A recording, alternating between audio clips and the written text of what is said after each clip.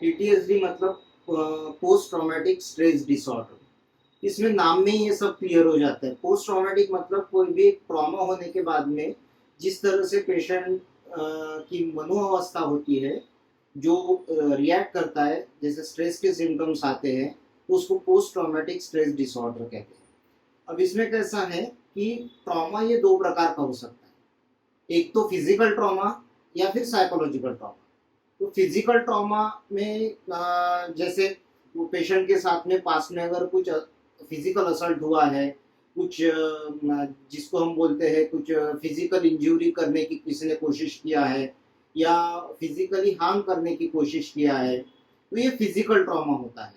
और psychological trauma में physically नहीं होता है, हाँ साइकोलॉजिकली होता है। किसी तरह का थ्रेट हो सकता है, ये डराना धमकाना या कुछ इंसिडेंट्स पेशेंट ने विटनेस कर लिया हो, देख लिया हो, उसका डीप इम्पैक्ट पड़ सकता है।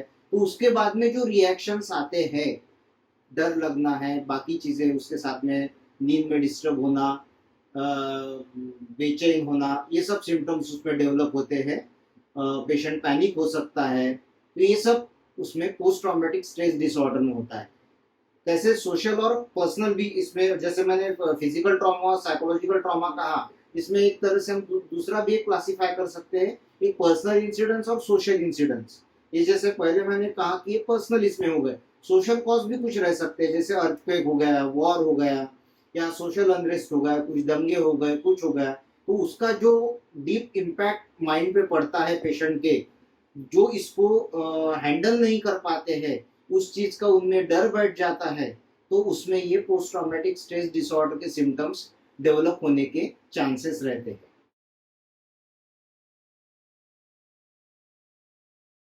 कॉमन सिम्टम्स जैसे बताया मैंने, थोड़े बहुत एंजाइटी के जैसे सिम्टम्स रहते हैं, बेचैन होना, डर लगना, रात में सपने आना, रात को एकदम से नींद में से डर के उठ जाना, बहुत पसीना आना, हार्ट बीट्स बढ़ना, ट्रेमलिंग होना, ये सब symptoms post traumatic stress disorder के हैं। ये कभी भी पेशेंट एक्सपीरियंस कर सकता है, क्योंकि पेशेंट के माइंड में वो चीज बैक ऑफ द माइंड चलते रहती है कि वो इंसिडेंट्स उसके इसमें इतना फिट बैठ जाता है कि उसको याद करके, या उसके जैसे वो सिचुएशन अगर पेशेंट के सामने आती है या उस जैसे कंडीशन में पेशेंट आता है, तो बहुत ज्यादा डर जाता है। तो ये सिम्टम्स डेवलप हो सकते हैं। जैसे किसी को अगर एक एग्जाम्पल अगर हम कोट करें, तो एक पेशेंट है, अंधेरे में किसी छोटे से रास्ते से अंदर से जा रहा है और अचानक उस पर अटैक हो गया, उसको कुछ चाकू दिखा दिया, कुछ लूट लिया, तो ये ट्रॉमा बैठ जाता है पेशेंट के इसमें। और अगर ये पोस्ट ट्रॉमेटिक स्ट्रेस डिसऑर्डर में ये चीज अगर चली गई, जैसे नॉर्मली पेशेंट को इंसिडेंट्स के बाद में कुछ दिन उसको वो इंसिडेंट्स कैरी करता है, बाद में भूल जाता है पेशेंट, उस चीज को नॉर्मल हो जाता है, लेकिन पोस्ट ट्रॉमेटिक स्ट्रेस डिसऑर्डर में पेशेंट नॉर्मल नहीं हो पाता है। तो ये सिम्टम्स उसको डेवलप होते हैं। रात में कभी भी वो सपने आते हैं उसको, कोई अपने को मार रहा है या कोई परेशान कर रहा है, अंधेरे में जा रहा है, तो ये सिम्टम्स डेवलप होते हैं। या फिर पेशेंट एक्चुअल में भी कहीं अगर रास्ते से जा रहा है, तो किसी भी अंधेरी जगह से या छोटे रास्ते से जाने में पेशेंट डरेगा, उसको लगता है कि फिर से वो चीज हो सकती है, तो वो सिम्टम्स उसके डेवलप हो सकते हैं। तो ये मतलब कोई स्टिमुलस है, अगर पेशेंट वाकई में उस रास्ते से जा रहा है या कोई अंधेरी गली से जा रहा है, तो डेवलप हो सकते हैं। या फिर पेशेंट को याद कर करके ये सिम्टम्स पेशेंट में डेवलप हो सकते हैं, और पेशेंट इस तरह से रिएक्ट कर सकता है।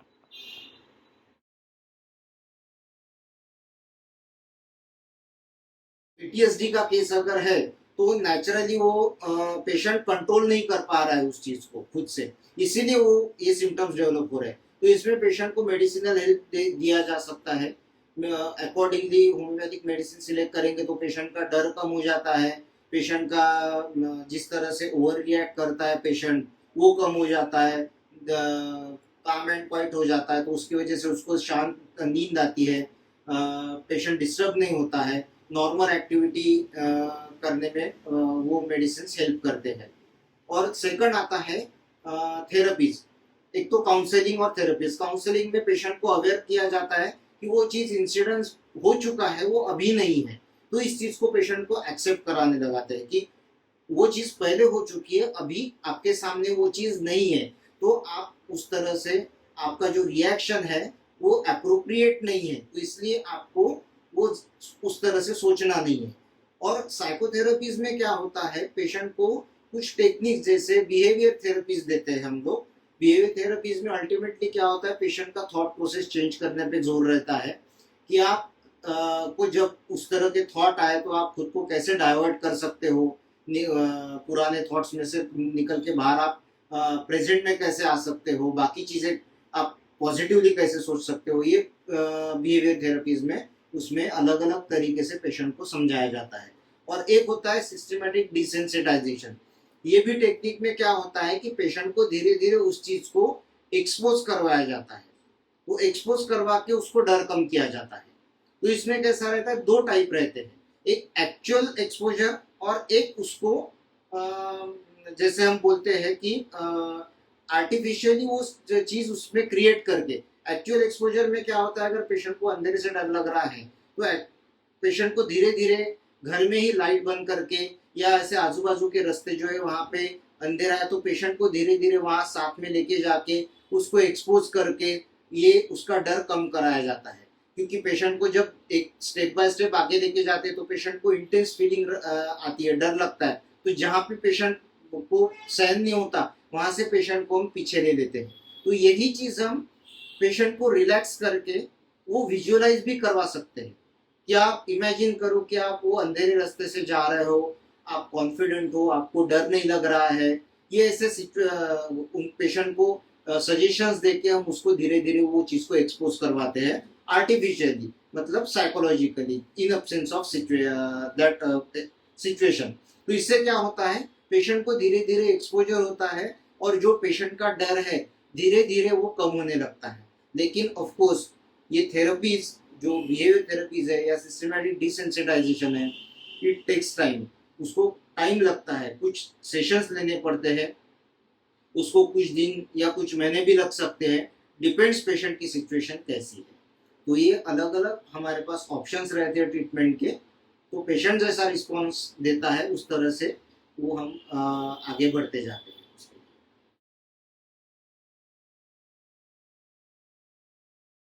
पीटीएसडी में पैनिक अटैक्स आना ये बहुत कॉमन चीज है, क्योंकि पेशेंट के मन में डर बैठ गया है उस चीज का। तो पैनिक अटैक्स में पेशेंट को बहुत ज्यादा इंटेंस फियर रहती है, एक फियर, और फियर का ही बहुत बड़ा रूप panic attacks.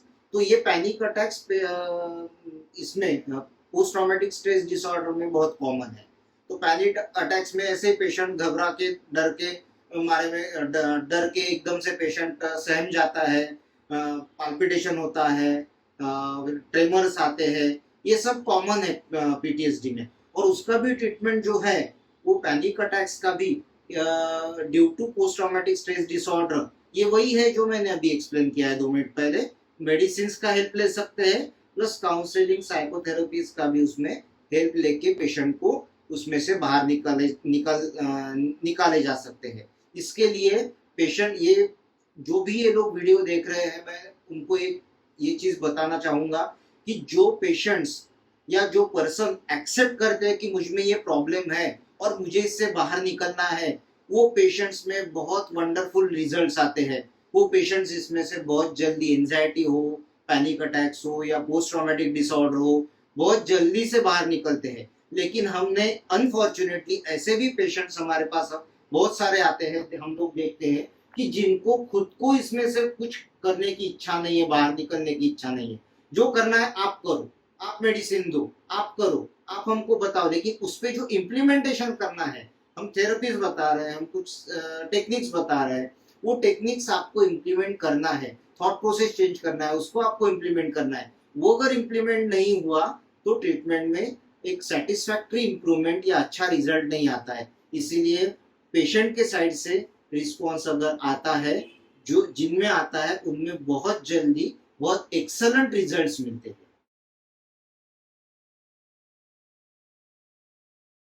Traumatic stress disorder में अगर चैलेंजेस की बात करें तो यहाँ पे पेशेंट को एक तरह का ट्रॉमा है, साइकोलॉजिकल या फिजिकल जो भी ट्रॉमा है, तो पेशेंट वहां पे अटक गया है, साइकोलॉजिकली अटक गया है, तो उसको हमको वहां से निकालना है।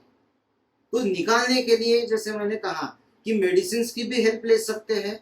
बहुत ज्यादा उसमें पैनिक अटैक्स आ रहे हो, डिप्रेसिव सिम्टम्स हो या जो भी हो, तो अकॉर्डिंगली सिम्टम्स जैसे है वैसे हम होम्योपैथिकली मेडिसिन सिलेक्ट कर सकते हैं, क्योंकि एक ही पोस्ट ट्रॉमेटिक स्ट्रेस डिसऑर्डर के 3-4 पेशेंट अगर है तो 3-4 पेशेंट को उनका सिम्टम्स देख के और उनमें फाइनल डिफरेंशिएशन करके अलग अलग मेडिसिन आ सकते हैं। तो एक मेडिकली अगर मेडिसिन का अगर रोल सोचा जाए तो हम उस तरह से उसको ट्रीट कर सकते हैं मेडिसिन से। सेकंड आता है काउंसलिंग और थेरेपीज।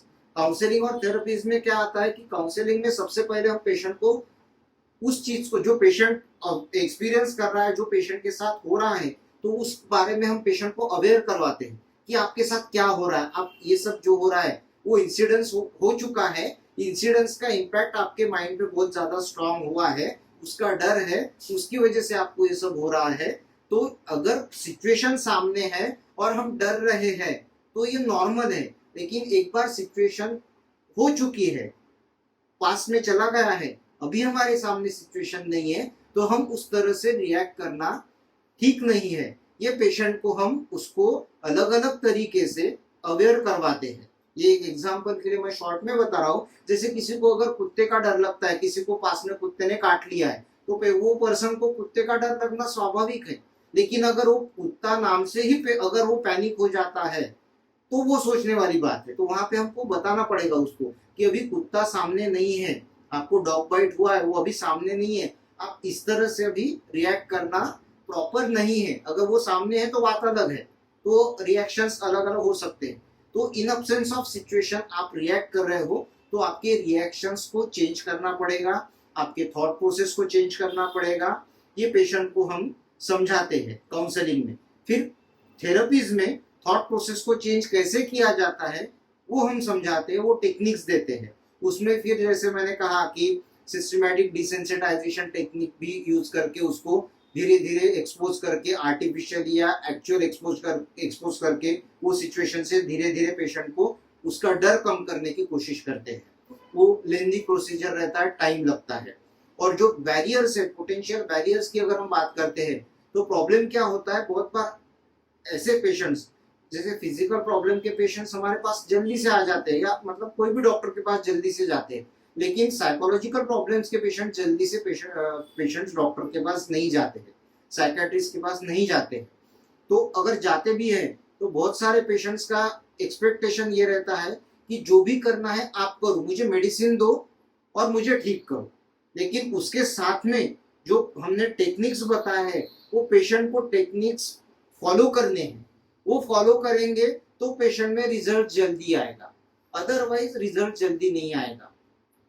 मैं एक एग्जांपल हमेशा बहुत बार देता हूँ कि जैसे अगर पेशेंट को फिजिकली कमजोरी है तो हम उसको फॉर एग्जांपल टॉनिक देते हैं, टॉनिक से उसकी कमजोरी दूर होती है। लेकिन पेशेंट अगर बोलेगा कि मैं टॉनिक लूंगा, मैं खाना नहीं खाऊंगा, तो ये पॉसिबल नहीं है। उसको टॉनिक भी लेना है और खाना भी खाना है, तभी उसकी कमजोरी परमानेंटली दूर होगी और वो ठीक होगा। तो यहाँ पे भी सेम लागू पड़ता है, जो फिजिकल इस पे लागू होता है वही माइंड पे भी लागू होता है, साइकोलॉजी पे भी लागू होता है कि दवाइयाँ अपनी काम कर रही है, ठीक है, लेकिन उसके साथ उसका नरिशमेंट क्या है, थॉट्स। उसका नरिशमेंट, उसका फूड जो है पॉजिटिव थॉट्स करेक्शन, ये अगर पेशेंट खुद होके करता है, जो हम टेक्निक्स बताते हैं उसको फॉलो करता है, तो जो फॉलो करते हैं तो उनमें रिजल्ट्स बहुत अच्छे आते हैं, बहुत जल्दी से पेशेंट ठीक हो जाते हैं। और जो पेशेंट्स ये फॉलो नहीं करते, ये टेक्निक्स फॉलो नहीं करते, थॉट मॉडिफिकेशन हो गया, बाकी चीजें टेक्निक्स हो गई, वो फॉलो नहीं करते हैं, तो उनमें रिजल्ट आने में टाइम लगता है, बहुत देर लगता है।